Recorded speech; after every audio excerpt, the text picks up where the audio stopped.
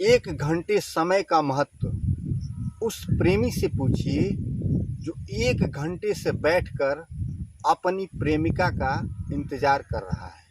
एक मिनट की देरी का महत्व उस यात्री से पूछिए जिसकी ट्रेन एक मिनट की देरी की वजह से छूट चुकी है। और एक सेकंड के 100वें हिस्से का महत्व उस धावक से पूछिए जिसने एक मिनट के 100वें हिस्से के बाद दूसरा स्थान प्राप्त किया हो। इसलिए समय इस धरती पर सबसे महत्वपूर्ण, सबसे मूल्यवान वस्तु है। इसको आप व्यर्थ मत गंवाइए। मानव नहीं समय होत बलवान, कोल भील सब लूट लिए, वही अर्जुन वही बाण।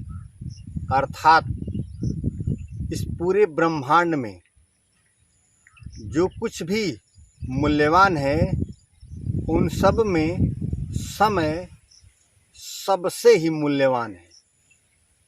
इसका सबसे अच्छा उदाहरण है, एक बार अर्जुन महाभारत काल में सबसे बड़े योद्धा थे। अर्थात महाभारत के युद्ध में पांडवों ने विजय हासिल की तो उसमें सबसे बड़ी भूमिका अर्जुन की ही थी। लेकिन समय ने जब करवट बदला, महाभारत के उपरांत एक बार उन्हीं अर्जुन को कुल भीलों ने लूट लिया, जिससे यह पता चलता है कि मनुष्य या इस ब्रह्मांड में सबसे कोई बलवान है तो समय है। साथियों, यह समय आपको, हमको, राजा को, रंग को, किसी को नहीं छोड़ता।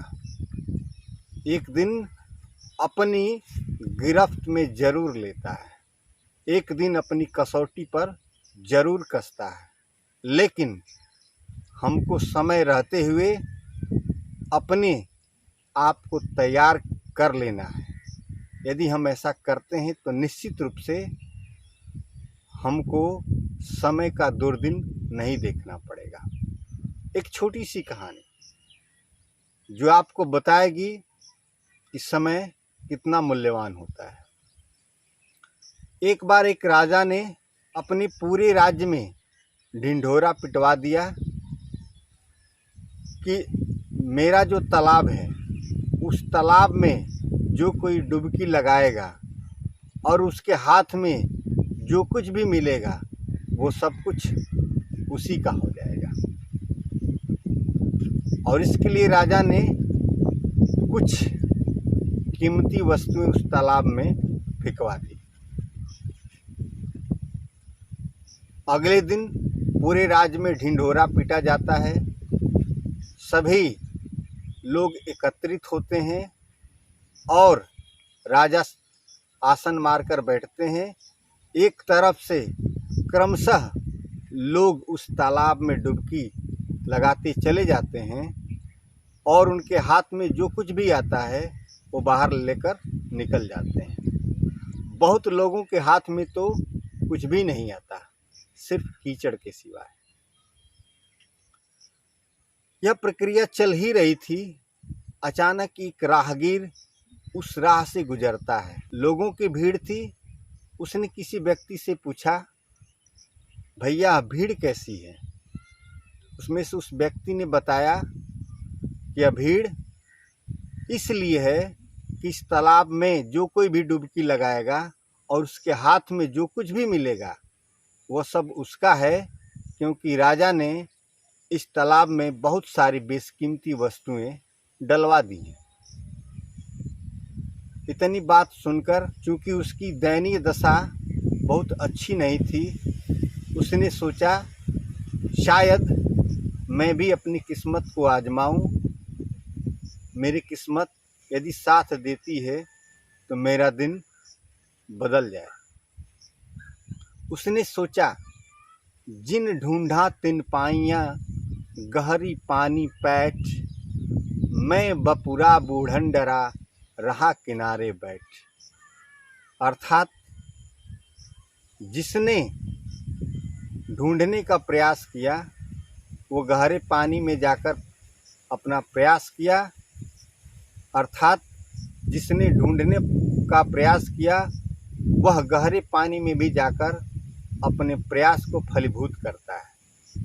मैं मूर्ख यदि किनारे बैठा रहा तो हमारे हाथ क्या लगेगा।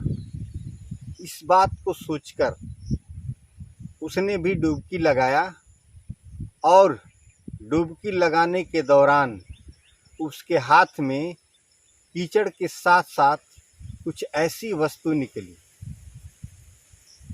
इस बात को सोचकर उसने भी डुबकी लगाया और डुबकी लगाने के दौरान उसके हाथ में कीचड़ के साथ साथ एक ऐसी वस्तु निकली जिसको पहचानना थोड़ा मुश्किल था, क्योंकि राजा की घोषणा थी कि जो जिसके हाथ में आ जाएगा वह उसका हो जाएगा। वह राहगीर उस वस्तु के लेकर बाजार जाता है और सोचता है भूख लगी है, कुछ मिल जाए अपनी भूख मिटा लूं। यही सोचकर एक समोसे की दुकान पे जाता है। कहता है भैया यह मुझसे ले लो और मुझे कुछ समोसे दे दो ताकि मैं अपनी भूख मिटा सकूं। वह समोसे का दुकानदार जब उसके हाथ से वह वस्तु लेता है तो शायद एक वह सिक्का होता है जो बहुत पुराना सिक्का था, उसका नामो निशान उस पर दिख नहीं रहा था। वो झुंझला जाता है, कहता है कि मैं इसका तुम्हें कुछ नहीं दूंगा, जाओ भागो यहाँ से। क्योंकि वह राहगीर भूखा था, फिर दूसरी दुकान पे जाता है। वहाँ भी चाट पकौड़ी इत्यादि की दुकान थी, उसको भी उसने उसी तरह से वह सिक्का दिया और वह दुकानदार भी उसको उसी तरह से लौटा दिया, वापस कर दिया।